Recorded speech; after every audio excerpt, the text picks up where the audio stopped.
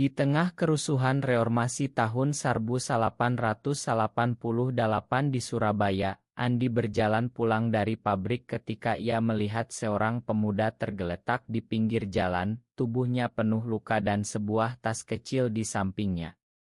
Tanpa menyangka, pemuda itu adalah putra wali kota yang baru saja dibuang oleh keluarganya karena rahasia orientasinya yang terungkap, dan keputusan Andi untuk membawanya pulang malam itu akan mengubah nasib mereka berdua secara drastis. Andi berhenti sejenak, jantungnya berdegup kencang. Malam itu udara panas bercampur bau asap dari demonstrasi yang baru saja reda. Ia melihat wajah pemuda itu, meski memar dan berdarah, tampak familiar dari foto di koran lokal. Rama putra Pak Wali Kota, gumamnya pelan sambil menoleh ke kanan-kiri, takut ada yang melihat. Ia tahu risiko besar jika melibatkan diri. Wali kota adalah orang berpengaruh yang bisa menghancurkan hidupnya hanya dengan satu telepon. Tapi melihat Rama sendirian, terluka, dan tak berdaya di tengah kekacauan kota, sesuatu dalam diri Andi bergerak. Ia sendiri tahu betul bagaimana rasanya menyembunyikan siapa dirinya, cinta pada sesama pria yang harus ia pendam bertahun-tahun karena takut dicap gila oleh tetangga dan keluarga. Dengan susah payah, Andi mengangkat tubuh Rama ke punggungnya.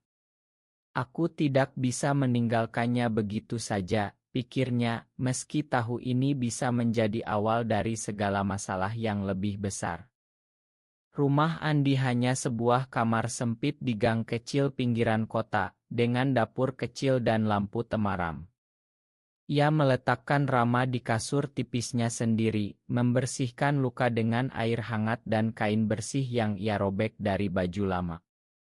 Rama sadar perlahan, matanya penuh ketakutan. "Siapa kamu?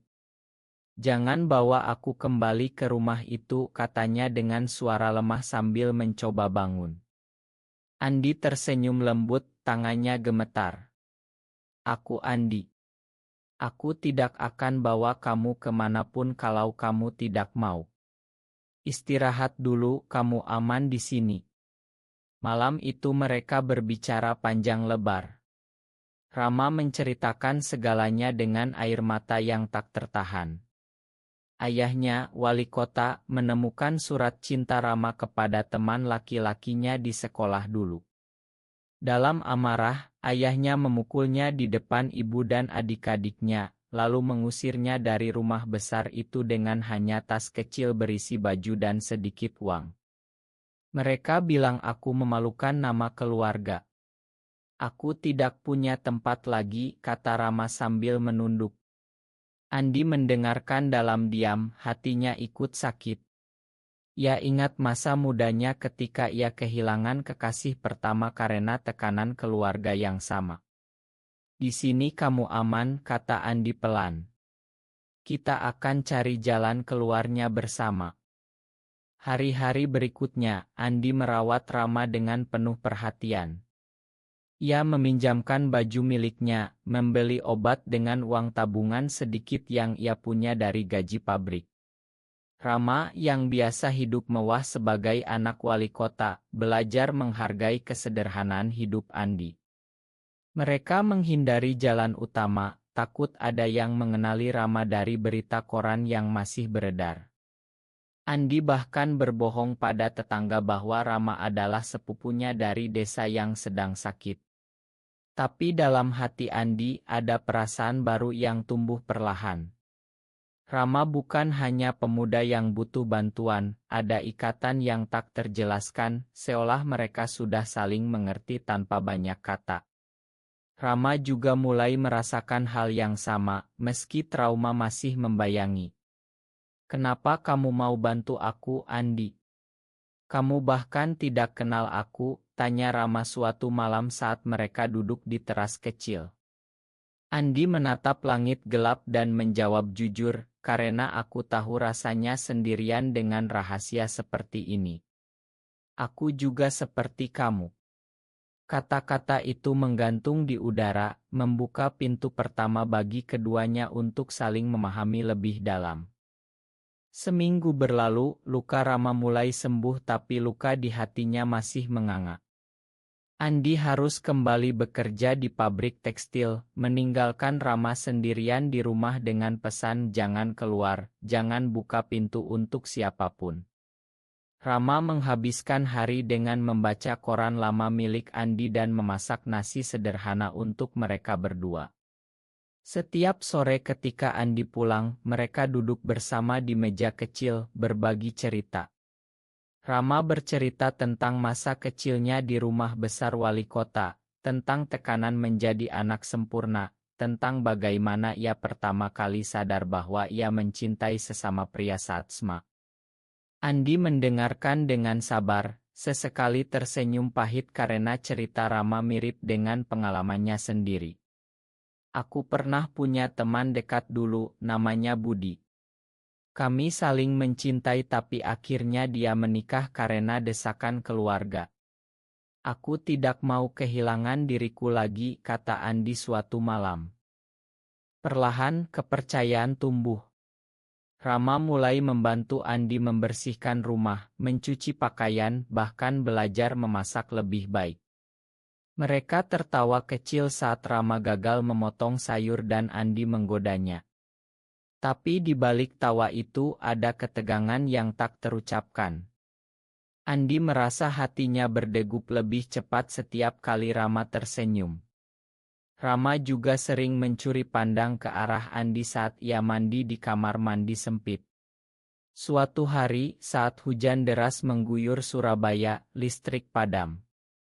Mereka duduk berdekatan di bawah selimut tipis, berbagi kehangatan. Andi, aku takut kalau ayahku mencariku dan menghancurkan hidupmu juga, bisik Rama. Andi memegang tangan Rama pelan, aku sudah memilih untuk membantumu. Sekarang kita bersama menghadapi apapun. Sentuhan itu membuat keduanya terdiam, tapi tak ada yang menarik tangan. Malam itu untuk pertama kali, mereka tidur berdampingan di kasur kecil, hati mereka mulai terbuka. Namun, masalah mulai muncul.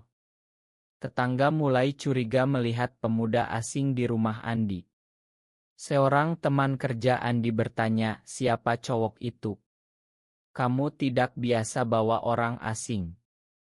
Andi berbohong lagi, tapi ia tahu kebohongan tidak akan bertahan lama. Rama juga mulai gelisah. Ia ingin keluar, mencari pekerjaan, tapi Andi melarang karena takut wali kota masih mencarinya. Kamu harus sabar, kata Andi. Rama marah kecil, aku bukan anak kecil lagi, Andi. Aku tidak mau jadi beban selamanya. Pertengkaran kecil itu membuat Andi sadar betapa dalam perasaannya sudah.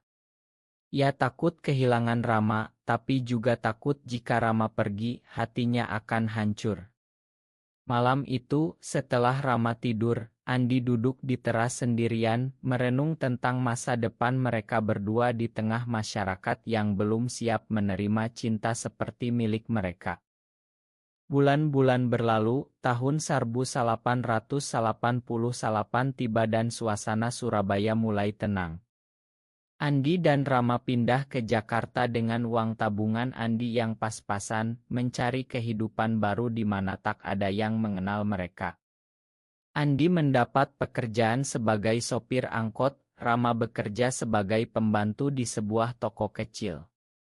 Mereka tinggal di kontrakan kecil di pinggiran Jakarta, berpura-pura sebagai saudara sepupu.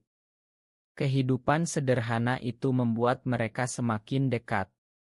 Setiap malam setelah kerja, mereka duduk di atap kontrakan, berbagi cerita dan mimpi. Rama mulai belajar menerima dirinya, berkat kamu, aku tidak lagi merasa kotor karena siapa aku, katanya suatu malam. Andi tersenyum, kamu membuat aku berani menjadi diri sendiri juga. Cinta mulai tumbuh tanpa mereka sadari. Suatu hari, saat hujan deras lagi, Rama jatuh sakit. Andi merawatnya sepanjang malam, mengusap keringat di dahi Rama, memberi makan bubur hangat. Saat Rama sadar, ia memegang tangan Andi dan berkata, "Aku mencintaimu, Andi. Bukan sebagai saudara, tapi sebagai lebih dari itu." Andi terdiam lama, air mata menggenang. "Aku juga, Rama. Sudah lama." Mereka berpelukan pertama kali dengan penuh perasaan, ciuman lembut yang penuh kelembutan dan ketakutan. Tapi kebahagiaan itu tak bertahan lama. Seorang tetangga kontrakan melihat mereka berpelukan dan mulai bergosip. Berita menyebar pelan ke lingkungan. Andi mulai mendapat tatapan aneh di tempat kerja. Rama juga merasa tidak aman di toko. Kemudian bencana datang. Seorang kerabat jauh wali kota yang kebetulan berada di Jakarta mengenali Rama dari Oto lama. Ia melapor ke wali kota. Suatu malam, dua orang pria berpakaian rapi datang ke kontrakan mengancam Andi. "Kembalikan Rama atau kami hancurkan hidupmu." Rama mendengar dari dalam, hatinya hancur. Ia ingin menyerah, "Aku tidak mau kamu menderita karena aku." Andi memeluknya erat, "Kita sudah memilih jalan ini bersama. Aku tidak akan menyerah." Malam itu mereka melarikan diri ke Bandung, meninggalkan segalanya. Perjalanan itu penuh ketakutan, tapi juga memperkuat ikatan mereka. Di kereta malam, Rama bersandar di bahu Andi dan berbisik, "Apapun yang terjadi, aku bahagia karena punya kamu." Di Bandung, Andi dan Rama mulai hidup baru lagi. Andi bekerja sebagai mekanik motor, Rama sebagai pelayan kai kecil. Mereka menyewa kamar kecil di belakang pasar, jauh dari mata orang. Cinta mereka tumbuh semakin dalam, penuh pengertian dan dukungan. Andi mengajari Rama cara memperbaiki motor, Rama mengajari Andi cara memasak masakan Jawa yang enak. Mereka jarang bertengkar, tapi ketika bertengkar, selalu berakhir dengan pelukan dan Namun tekanan masyarakat tetap ada. Di Indonesia tahun 2000-an, cinta sesama jenis masih menjadi rahasia besar. Mereka harus berpura-pura setiap kali ada tamu atau tetangga datang. Suatu hari, Rama bertemu teman lama dari sekolah yang kebetulan pindah ke Bandung. Teman itu tahu rahasia Rama dulu dan mulai memeras, "Kasih uang atau aku bilang ke wali kota di mana kamu sekarang." Andi marah besar saat tahu kita tidak boleh takut lagi. Ia memutuskan untuk menghadapi. Mereka berdua pergi ke teman itu berbicara dari hati ke hati. Ternyata teman itu juga menyembunyikan orientasinya sendiri. Mereka akhirnya saling membantu, bukan memeras. Tapi insiden itu membuat Rama sadar betapa rapuh hidup mereka. Ia mulai berpikir, apakah aku egois karena menahan Andi di sampingku? Andi menjawab, "Kamu adalah alasan aku hidup bahagia sekarang." Tahun berlalu, tahun 2005. Mereka sudah 10 tahun bersama. Andi berusia 35, Rama 28. Mereka membuka bengkel motor kecil sendiri. Kehidupan stabil, tapi bayang-bayang wali kota masih ada.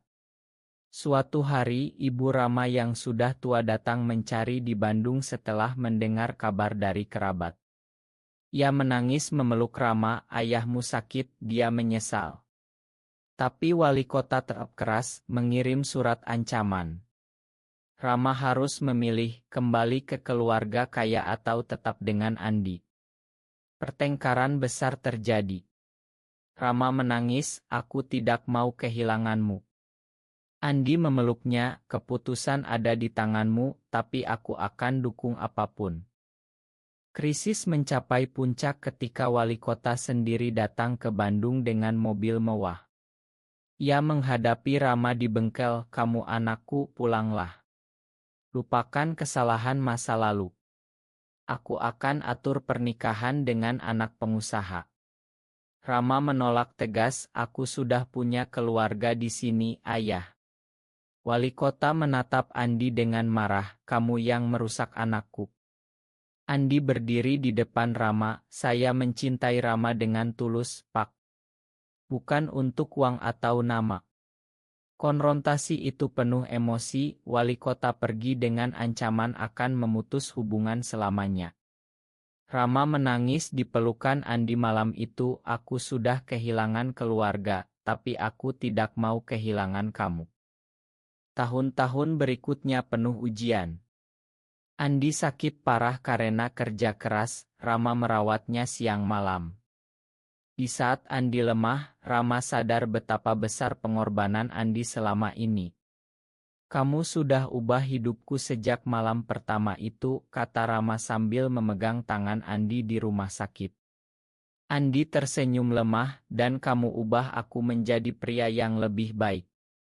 Setelah Andi sembuh, mereka memutuskan untuk menikah secara sederhana di depan Tuhan, hanya berdua di pantai selatan Jawa.